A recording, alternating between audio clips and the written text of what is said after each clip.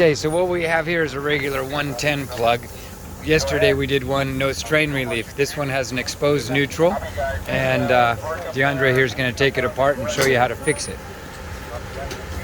So when he takes it apart, we're going to shorten up the wires and fix that strain relief.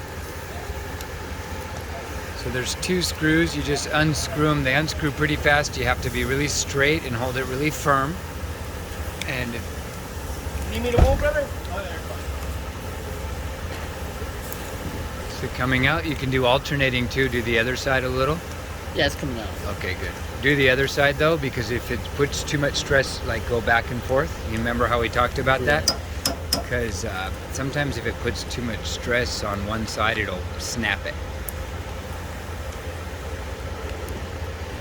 And these come out quick. Is it turning out quick? I think it has a... maybe not. Oh, the smoke is so good. Right now we're barbecuing some chicken. What's important on the Phillips, you guys, is do not slip. If you slip, you're bad. Okay, so here it is. Took it apart. Had a little bit of hot spot right there, a little bit of corrosion. Oh, mira, the plastic is melted. Did you see that?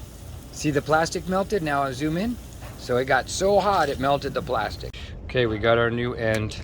The last one was cooked. We just stripped the wires. They look really good. Now we're gonna twist them. Okay, we're replacing this, but what I want to notice, this wire is black. It's very stiff. It should be like this neutral. It's been having too much of a load, or it's very stiff wire, so we should replace this cord. It's probably been run over too. Okay, so this is the broken one, and I asked my partner, how come you didn't tell me I put the wrong end on? He said he's still learning.